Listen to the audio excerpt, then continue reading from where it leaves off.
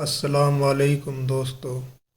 ایک روایت میں ہے کہ جب حضرت امام حسین کے قافلے نے ایک مقام پر پڑاؤ ڈالا تو امام حسین نے اپنے ساتھیوں کو چراغ بجھانے کا حکم دیا اور لوگوں کو اجازت دی کہ اگر کوئی واپس جانا چاہے تو جا سکتا ہے، اور مجھے اس سے کوئی شکوہ نہیں اور نہ ہی روز آخرت اس سے کوئی سوال کروں گا۔ لیکن آپ کے 72 ساتھیوں میں سے کسی نے بھی آپ کا ساتھ نہ چھوڑا۔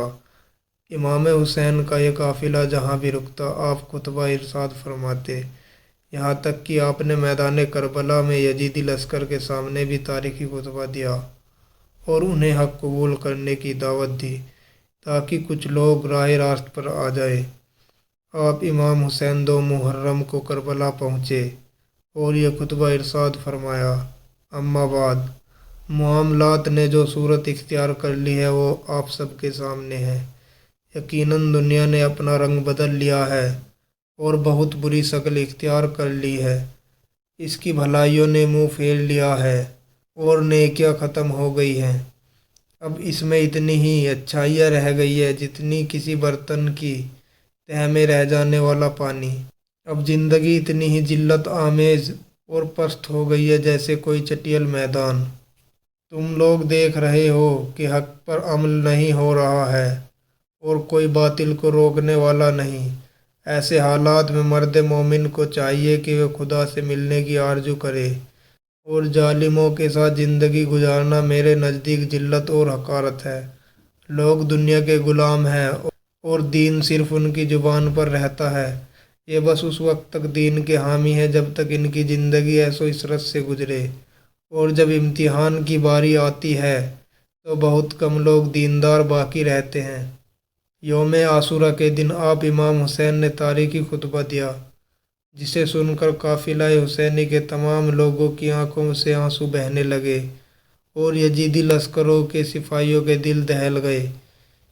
امام حسین نے لوگوں سے مخاطب ہو کر کہا، اے لوگو، جلدی نہ کرو، مجھے نصیحت کر لینے دو، آمد کی وجہ بیان کر لینے دو۔ اگر تم میری بات مان لو تو تمہارے لیے خوش نصیبی کا باعث ہوگا اور تم میری مخالفت کرنے سے باز آ جاؤ، اور اگر تم میرا عرض قبول نہ کرو اور انصاف کرنے سے انکار کر دو تو پھر مجھے کسی بات سے انکار نہیں ہے، اور اس سے پہلے کہ تم مجھ پر ٹوٹ پڑو مجھے ذرا سی مہلت دے دو۔ میرا اعتماد ہر حال میں صرف اللہ رب العزت پر ہے اور وہ نیکوکاروں کا حامی ہے۔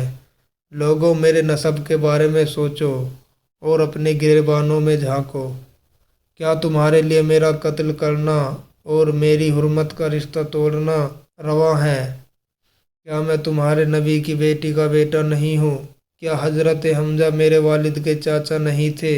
کیا آپ نے رسول اللہ صلی اللہ علیہ وسلم کا یہ فرمان نہیں سنا ہے کہ میں اور میرا بھائی جنت کے نوجوانوں کے سردار ہیں، اور میری ساری باتیں سچی ہیں، کیونکہ میں نے ہوش سنبھالنے سے اب تک کبھی جھوٹ نہیں بولا۔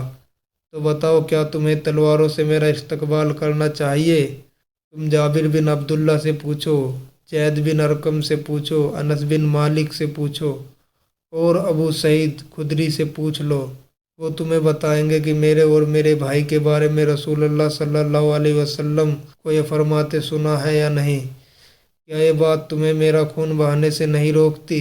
میں تمہارے پیغمبر کی بیٹی کا بیٹا ہوں۔ خدا کی قسم، مشرق اور مغرب کے درمیان رسول اللہ صلی اللہ علیہ وسلم کی بیٹی کا فرزند میرے علاوہ کوئی اور نہیں ہے۔ کیا میں نے کسی کا قتل کیا ہے جس کا بدلہ تم مجھ سے لے رہے ہو؟ خدا کی قسم، ایسا بالکل نہیں ہوگا کہ میں ذلت کا ہاتھ تھاموں، اور نہ ہی میں غلاموں کی طرح بھاگوں گا۔ اے بندگان خدا، میں تمہارے اور اپنے پروردگار کی پناہ مانگتا ہوں اس سرکشی سے جو اللہ پر ایمان نہیں رکھتا ہے۔ تو دوستو، یہ تھا حضرت امام حسین کا کربلا کے میدان میں دیا گیا آخری اور تاریخی خطبہ۔